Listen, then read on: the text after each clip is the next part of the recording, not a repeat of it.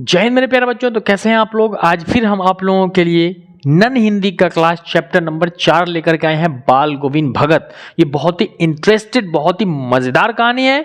तो अगर आप चैनल पर नए तो चैनल को सब्सक्राइब जरूर कर लेंगे। और 2025 में नन हिंदी में और मैथिली में अगर आप 95 पार चाहते हैं तो भैया बेल आइकन को भी हिट कर लेंगे, ताकि हर दिन की वीडियो का नोटिफिकेशन मिलेगा। और हिंदी का पिछला 3 चैप्टर आपने नहीं देखा है तो प्लेलिस्ट में जा करके नन हिंदी 2025 देख लेंगे, या फिर आपके डिस्क्रिप्शन में लिंक है, इस लिंक से पूरा वीडियो देख लेंगे, क्वेश्चन आंसर के साथ क्लियर हो जाएगा। ठीक है, इस वीडियो को शेयर कर देंगे। 25 के जितने भी विद्यार्थी कमेंट में बता देंगे कि नए विद्यार्थी कौन कौन जुड़ रहे हैं हमसे। ठीक है बाबू, चलिए ये आपका चैप्टर नंबर 4 है। चैप्टर का नाम है बाल गोविंद भगत। इसके रचनाकार यानी लेखक है रामवृक्ष बेनीपुरी। ये राष्ट्रीय कवि है रामवृक्ष बेनीपुरी। तो याद रखना बाल गोविंद भगत के लेखक कौन है, रामवृक्ष बेनीपुरी जी है। बेनीपुर के रहने वाले थे, इसी वजह से रामवृक्ष बेनीपुरी लिखा है।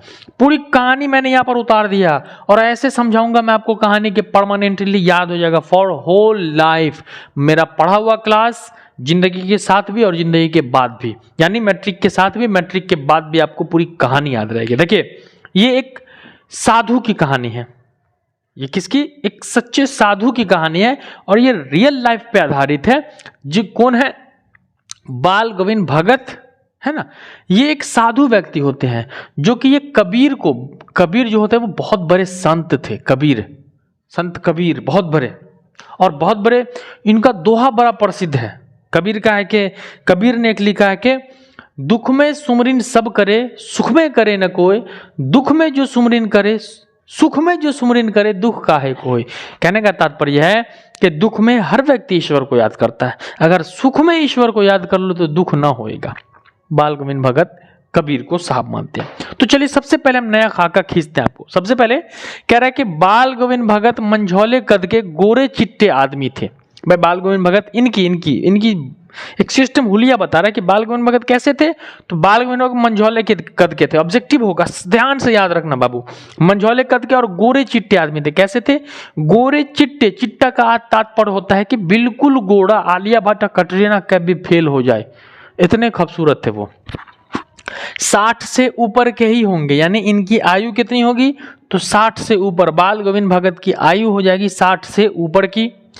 बाल पक गए थे। अब जब भी किसी बूढ़े आदमी की आयु 60 पार जाएगी तो उसका बाल भी पकने लगेगा। तो बाल गोविंद भगत का बाल पक चुका था, किंतु हमेशा उनका चेहरा सफेद बालों से जगमगाता रहता था। और बाल गोविंद भगत का चेहरा सफेद बालों से जगमगाता रहता, कपाड़ में भी सफेद बाल, दाढ़ियों में सफेद बाल, तो उजलका बाल चमक रहा था, चकमका रहा था, लालू प्रसाद की याद। ठीक है। कपड़े बहुत कम पहनते थे बाल गोविंद भगत। कपड़ा जो था बिल्कुल कम पहनते थे। कमर में लंगोट मात्र, यानी कमर में लंगोट, जो कुश्ती करने वाले होते हैं पहलवान लोग, तो पहलवान लोग केवल और केवल कमर में लंगोट बांधते हैं। ठीक है, लंगोट मात्र। सिर में कबीर पंथी सी कनफटी टोपी, और सिर में कबीर पंथी सी कनफटी टोपी पहनते। याद रखना बाबू, ये ऑब्जेक्टिव में है। सिर में क्या पहनते थे? तो कनफटी टोपी पहनते थे। ठीक है। और जारा आता काली कमली ओढ़ते। जारा आता तो क्या ओढ़ते? काली कमली। कमली का अर्थ होता है कंबल, ये हिंदी का शब्द है। तो जारे में क्या ओढ़ते? काली कमली। और अपने मस्तक यानी ये माथा, मसल्स, ठीक है, माथे पर रामानंदी चंदन का टीका लगाते। कैसा लगाते? रामानंदी चंदन का टीका लगाते। और जैसे औरतों के नाक के छोर पे एक तरह से टीका लगा रहता ना, वैसे साधु व्यक्ति थे। तो रामानंदी चंदन का टीका कहाँ लगाते थे? अपने मस्तक पे लगाते थे। और गले में तुलसी की बेडोल माला पहनते थे। और गले में क्या पहनते थे? तुलसी की एक माला डाले हुए थे। और ये तुलसी की माला बेडोल थी, यानी न डोलने वाला, फिट था। जैसे हम लोग शर्ट पैंट फिट पहनते हैं, वैसे बिल्कुल फिट था बाल गोविंद भगत के गले में, है ना। अब हम यहां एक चीज देखते हैं, ये बिल्कुल, और ऊपर की बातों से कहा जा रहा है कि ऊपर की बातों से हमें यह नहीं समझना चाहिए कि बाल गोविंद भगत साधु थे। नहीं, बिल्कुल नहीं। वो बाल गोविंद भगत क्या थे? तो यहां पर मैं लिख देता हूं, बिल्कुल गृहस्थ थे। वो क्या थे? ये सब देख कर कैसा लगता कि साधु थे? नहीं, बाल गोविंद भगत गृहस्थ थे। अब हम आपको बताते गृहस्थ किसको कहते हैं? जो व्यक्ति खेती बाड़ी करके अपना जीवन यापन करता हो उसे हम गृहस्थ कहते हैं। तो बाल गोविंद भगत कहते गृहस्थ थे। किंतु इनमें एक बात थी कि खेती बाड़ी करते परिवार रखते थे, और बाल गोविंद भगत साधु की साधु नहीं थे लेकिन साधु के हर बातों में खरे उतरते थे। एक साधु में जो बातें होनी चाहिए, जो चीजें एक साधु में होनी चाहिए, सारी बातें बाल गोविंद भगत में थी। और ये कबीर को साहब मानते थे। कबीर को क्या मानते थे? साहब मानते थे। ठीक है, उन्हीं के गीतों को गाते थे। यहां कह रहा है बाल गोविंद भगत साधु थे, कबीर को साहब मानते थे। किसको? कबीर को साहब मानते थे और उन्हीं के गीतों को गाते थे। बाल गोविंद भगत जो थे कबीर के गीतों को गाते रहते थे। ठीक है, और उन्हीं के आदेशों पर चलते। बाल गोविंद भगत कबीर के आदेश पर चलते, कभी झूठ नहीं बोलते, खरा व्यवहार रखते, किसी से दो टूक बात करने में तनिक संकोच नहीं करते थे। कभी कभी इन चीजों को इतनी बारीकी से ले लेते थे कि बिना पूछे किसी का सामान तक प्रयोग में न लाते थे, तो लोगों को बड़ी तकलीफ होती कि क्या भगत जी आप भी, मतलब ये आपका ही तो है। बहुत सारे लोग ऐसे होते हैं जो दूसरे की चीजों को बिल्कुल छूना पसंद नहीं करते। इसी को हम खुददार आदमी कहते हैं, जो दूसरे की चीजों को न यूज करे। और क्या कह रहा है? कभी कभी और ये जो थे ना गृहस्थ थे, लेकिन उनकी सब चीजें थी साहब की थी। बाल गोविंद भगत की जितनी चीजें थी वो सब साहब की थी, और गृहस्थ आदमी थे। ठीक है, तो खेती करते, अनाज उपजता तो उसको कहां ले जाते? साहब के दरबार में, साहब के घर। 4 कोस, यानी बाल गोविंद भगत के घर से साहब के घर की दूरी कितनी थी? 4 कोस वो पैदल जाते थे, और उस अनाज को भेंट के रूप में साहब के दरबार में चढ़ा आते थे कबीर के, और कबीर उन्हें प्रसाद के रूप में देते थे। तो याद रखना किस रूप में देते थे? बाल गोविंद भगत जो थे प्रसाद के रूप, भेंट के रूप में दे देते, और इतना प्रसाद के रूप में ले जाते थे जिससे उनका जीवन यापन हो जाता था। और आगे कह रहा है कि जब आषाढ़ की रिमझिम समय आता ना, आषाढ़ का एकदम एक मौसम आता है बरसात के समय में, आषाढ़ की रिमझिम आते,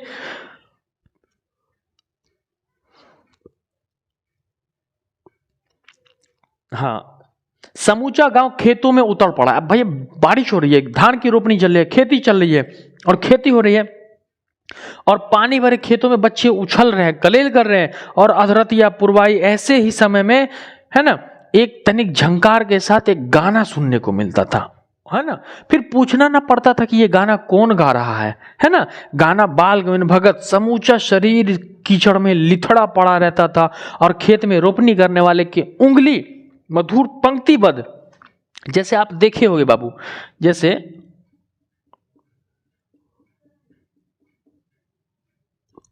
धान रोपनी देखा होगा, बिल्कुल ऐसे क्रमबद्ध तरीके से धान की रोपनी जो होता है ना, एक एक करके होता है, इसी तरीके से लोग रोपते जाते और उस गाने में लीन होते चले जाते थे, है ना। और औरतें अपने पतियों के लिए कलेवा लेकर के जाती थी खेतों में, जब धन रोपनी का समय था, कलेवा यानी सुबह का जलपान लेकर के जाती थी, है ना। और उसी जाड़ा में, जब जाड़ा का समय आता ना, तो उसी में झिर्री टट्टर करती, और बाल गोविंद भगत गाते थे। क्या गाते थे? गोदी में पियावा चमक उठे सखिया चिहाक उठे। क्या गाते थे? बाल गोविंद भगत गाते थे गोदी में पियावा चमक उठे सखिया चिहक उठे ना, और फिर गाते थे तेरी गठरी में लगा चोर मुसाफिर जाग जरा। 2 गीतों को गाते। गीत किसका था भाई? तो साहब का, कबीर को ही साहब कहा गया। क्या गाते थे? तेरी गठरी में लगा चोर मुसाफिर जाग जरा, या फिर कहते थे कि गोदी में पियावा चमक उठे सखिया चिहक उठे ना, यानी इसका तात्पर्य है कि हाँ पिया तो गोद में ही है, गोदी में पियावा चमक उठे सखिया चिहक उठे, यानी हाँ पिया तो गोद में ही है, परंतु वो चिहक उठना, चौंक जाना, चिहक उठते थे। ठीक है, गठरी में लगा मुसाफिर जाग जरा। और फिर इनकी प्रभाती जो होती थी ना, कार्तिक से शुरू होती थी, यानी कार्तिक का महीना आता, चैत बैसाख ज्येष्ठ अखाड़ सावन भादो आश्विन कार्तिक का महीना आता, तो इनकी प्रभातियां शुरू हो जाती, गाना गाने लगते। और गाते गाते कब तक चला करता था इनकी प्रभातियां?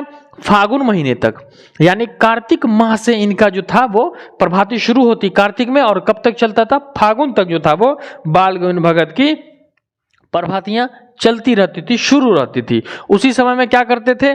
स्नान को 2 कोस दूर गांव से पोखरी पर, और फिर उसी समय में गांव में पोखरी था, पोखरी पर 2 कोस जाते थे, 2 कोस स्नान करके आते और उसी पोखरी पर बैठ के अपना एक जो भी कह लीजिए ऊंचा भिंडा कहते उस पर बैठ करके वहां पर अपने मधुर गीतों को गाते। और वो भी कितने बजे? सुबह 4 बजे नहा के आते पोखरी से और गा रहे हैं मस्त में। समस्त संसार कह रहा है कि पूरा संसार सो रहा है, बाल गोविंद भगत जाग रहे हैं, सबको जगा रहे हैं। क्यों? साधु व्यक्ति है, हर चीजों को, जीवन को एक ढंग से जीते हैं। बाल गोविंद भगत वहां पर भिंडा पर बैठ के गीत गाते। उनकी मंडली होती थी, मंडली मतलब उनके साथ 4-5 दोस्त होते थे, और उनके गीतों को बाल गोविंद भगत जो होता था वो दोहराए जाते थे, तेहराए जाते थे, है ना। बाल गोविंद भगत उनकी मंडली में बैठ करके दोस्त को दोहराए जाते थे।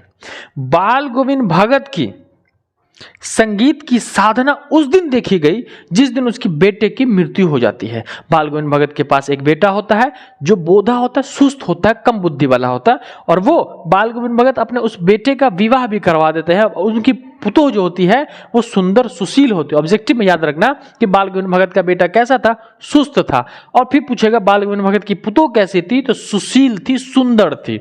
ये याद रखना।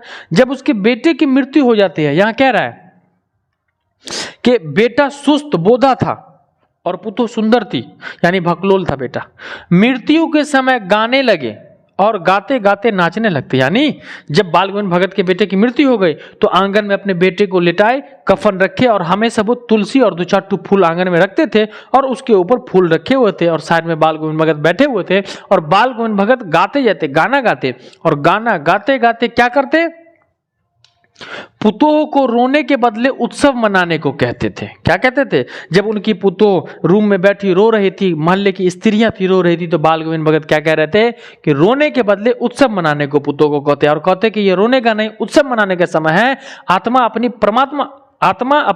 परमात्मा से जामिल है, प्रेमी अपने विरहिणी से जामिल है। यानी कि हमारा शरीर, हमारे शरीर में जो हमारा प्राण है, आत्मा है, ये बेचैन है, अपने परमात्मा ईश्वर के पास जाना चाहता है। और जिसको जहां से आया है वहां चला जाए तो ये दुख की बात नहीं, सुख की बात है।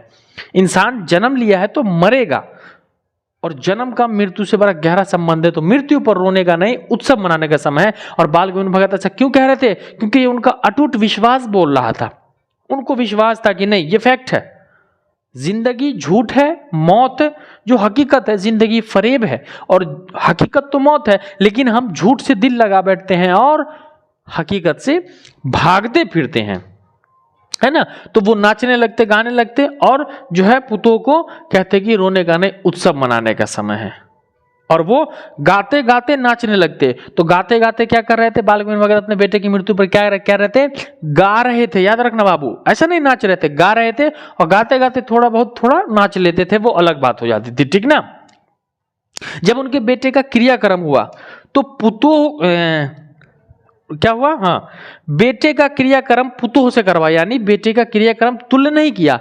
हिंदू धर्म के रीति रिवाज के अनुसार कोई भी स्त्री पुरुष का जो है, हम क्या बोलते हैं, आग जलाने का काम नहीं कर सकती, पुरुष ही करेगा। परंतु बाल गोविंद भगत अपनी पुतोह से कहते हैं कि तुम आग दोगी। क्यों? क्योंकि इसके दिल में जो उसके प्रति प्रेम है वो खत्म हो जाए, अंत हो जाए। अर्थात बाल गोविंद भगत अपने बेटे की मृत्यु को आग पुतोह से करवाते हैं। और फिर उसके बाद 13 दिन होता है हिंदुओं में, वो 13 दिन का क्या बोलते हैं उसको, क्रियाक्रम खत्म हो जाता है।